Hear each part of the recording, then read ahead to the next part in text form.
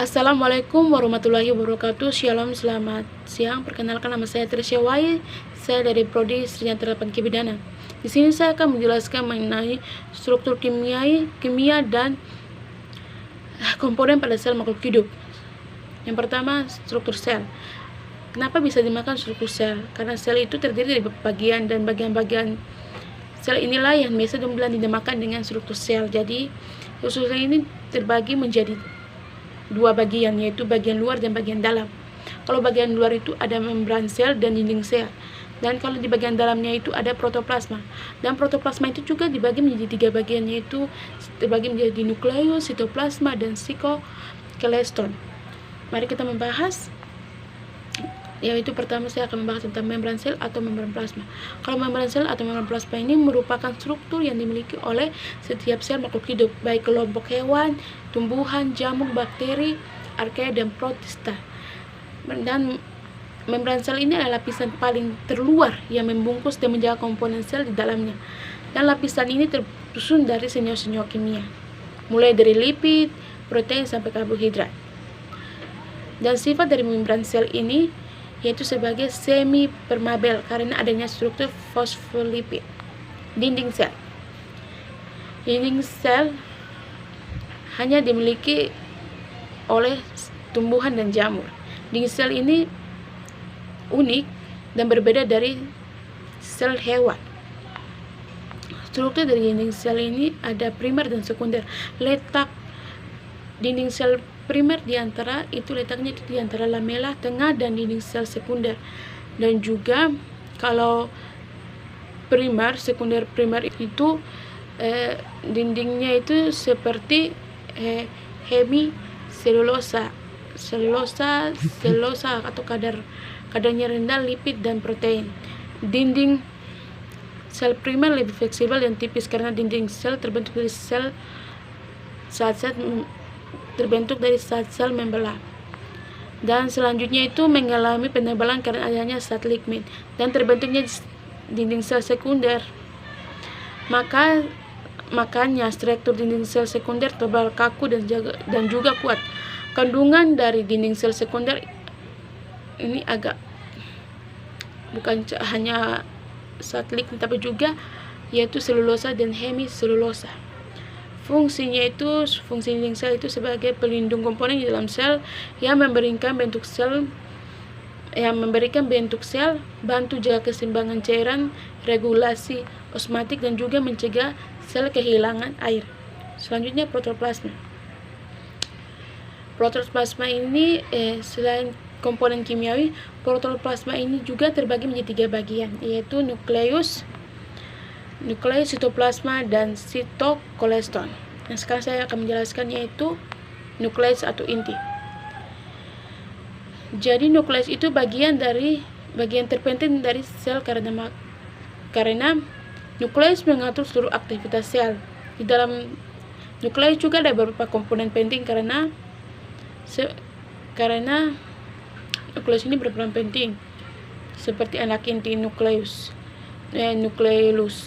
cairan dalam inti, nukleoplasma, membran inti, karioteka, dan benang-benang kromatin atau kromosom.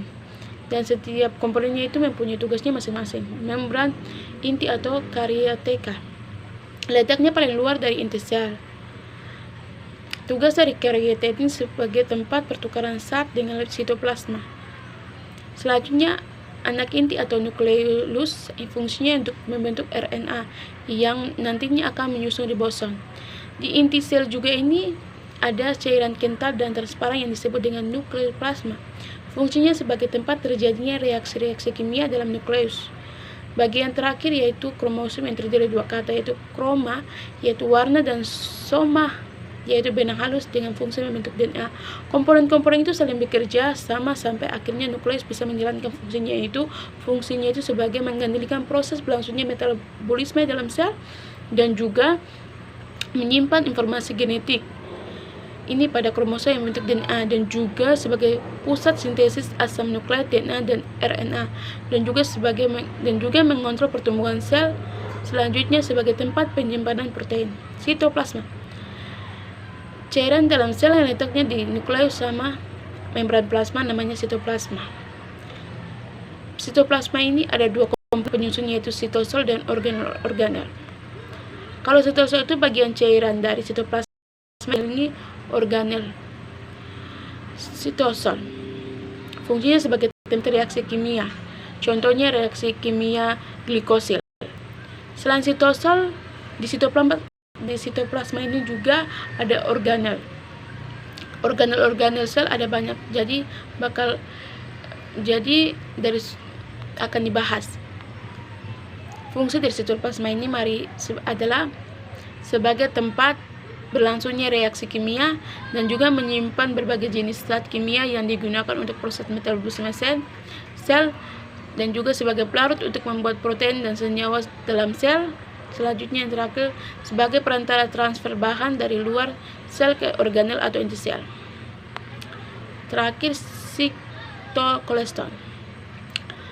Sitokolesterol ini terdiri dari dua kata, yaitu sito yang artinya sel dan skeleton yang artinya rangka. Jadi sitokolesterol itu adalah rangka sel yang berbentuk benang-benang halus atau filamen-filamen protein yang menyebar di sitosol. Bentuk sitokolesterol juga berfungsi untuk mengatur pergerakan yang ada dalam sel dan mempertahankan organel sel untuk tetap stay di tempatnya masing-masing. Sitoskol ini terbagi menjadi 3 jenis, yaitu mikrofilamen, filamen intermediate, dan mikrotubulus.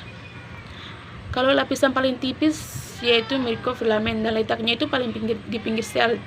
Di dalam mikrofilamen ini ada protein aktin yang nantinya akan berkaitan dengan miosit sehingga terjadi kontraksi otot untuk pergerakan. Kalau lapisan yang ketebalannya sedang yaitu filamen intermediate, filamen intermediate ini tersebar di sitosol dan fungsinya untuk mempertahankan bentuk sel. Dan juga terakhir ada mikrotubulus. Mikrotubulus menjadi lapisan yang paling tebal dan tersusun dari protein tubulus. Fungsinya untuk menggerakkan organel pembentukan selea dan flagel. Dan itu saja struktur sel, komponen-komponen yang sel di dalam makhluk hidup yang bisa saya jelaskan saat sore hari ini. Sekian dan terima kasih. Bila ada kesalahan mohon dimaafkan.